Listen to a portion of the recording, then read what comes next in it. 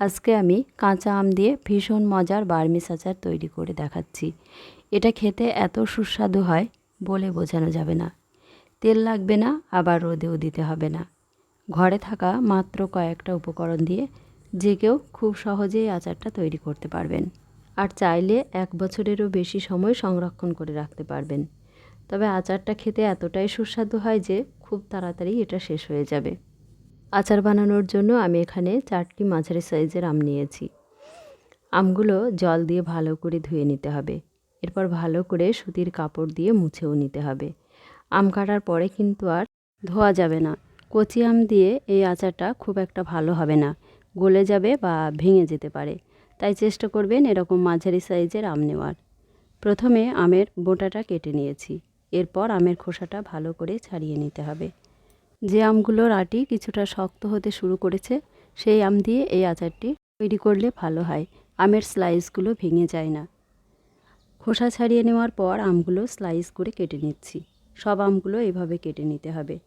এরপর আমের আটির মাঝখানের নরম অংশটা ফেলে দিতে হবে। আমি আমের স্লাইসগুলো এরকম করে কেটে নিয়েছি। এর চাইতে খুব একটা পাতলাও করা যাবে না, আবার এর চাইতে মোটাও করা যাবে না। এখন এর সাথে দিয়ে দিচ্ছি চিনি। আমি এখানে 1 কাপ চিনি দিয়ে দিলাম। এখন একটু নাড়াচাড়া করে চিনিটা স্লাইস করা আমের সাথে মিশিয়ে নিতে হবে। এর সাথে 1 চিমটি লবণও দিয়ে দেব। লবণ, চিনি আর আম একটু মিশিয়ে নিয়ে ঢাকা দিয়ে রেখে দেব 1 ঘন্টার জন্য। তবে হাতে সময় কম থাকলে আধ ঘন্টা রাখলেও হবে। আমটা এখন রেস্টে থাক।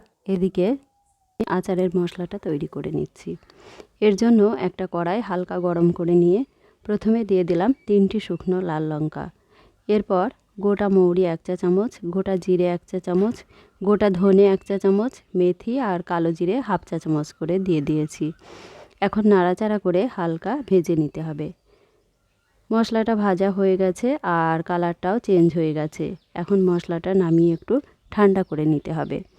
এরপর মশলাটা মিক্সিতে আধ ভাঙা করে নেব। ফিরে এলাম 1 ঘন্টা পরে। এখন দেখুন চিনিটা কেমন গলে গেছে আর স্লাইস করা আমগুলো অনেকটা সফট হয়ে গেছে। এখন লবণ চিনি মেশানো আমের টুকরোগুলো কড়াইতে ঢেলে দিয়েছি। মিক্সিং বলে অল্প একটু চিনি লেগেছিল, সেটাও কড়াইতে দিয়ে দিলাম। এরপর ভালো করে নাড়াচাড়া করে নিচ্ছি। নাড়াচাড়া করে আমগুলো মিশিয়ে নিয়েছি। এখন মিডিয়াম ফ্লেমে ঢাকা দিয়ে কিছুক্ষণ রান্না করে নেব। এতে করে চিনিগুলো খুব তাড়াতাড়ি গলে যাবে আর আমগুলোও সিদ্ধ হয়ে যাবে। দেখুন আমগুলো কতটা স্বচ্ছ হয়ে গেছে আর বেশ সফটও হয়ে গেছে। এখন এর সাথে দিয়ে দিচ্ছি অল্প একটু হলুদ গুঁড়ো। এতে করে খুব সুন্দর একটা কালার চলে আসবে। অল্প একটু লাল লঙ্কার গুঁড়োও দিয়ে দিলাম। আচারের মশলাটা বানানোর সময় শুকনো লঙ্কা দিয়েছি যেহেতু, তাই অল্প করেই দিতে হবে। মাঝে মাঝে আমের টুকরোগুলো একটু উপর নিচ করে দিতে হবে, যাতে সবগুলো আমের টুকরো একই সাথে সিদ্ধ হয়ে যায়। 1 চামচ কাশ্মীরি রেড চিলি পাউডারও দিয়ে দিয়েছি। এতে করে আচারের কালারটা খুব সুন্দর হবে। চিনির রসটা অনেকটা কমে এসছে। এখন এর সাথে স্পেশাল মশলাটা দিয়ে দিচ্ছি। এই মশলাটা দেওয়ার জন্য আচারটা খেতে এত ভালো লাগে। মশলাটা আচারের উপর ছড়িয়ে দিয়েছি।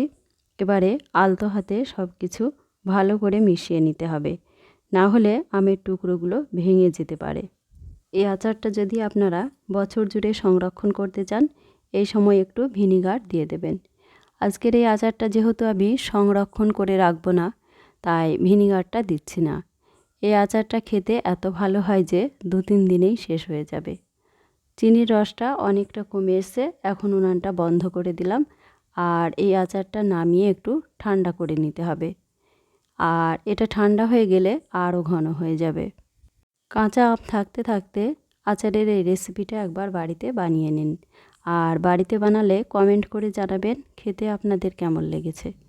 ভিডিওটা ভালো লাগলে প্লিজ লাইক, কমেন্ট ও শেয়ার করুন।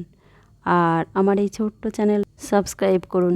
পাশে থাকা বেল বাটনটি অন করে দেবেন পরবর্তী ভিডিওর নোটিফিকেশান সবার আগে পাওয়ার জন্য। সবাইকে অনেক অনেক ধন্যবাদ।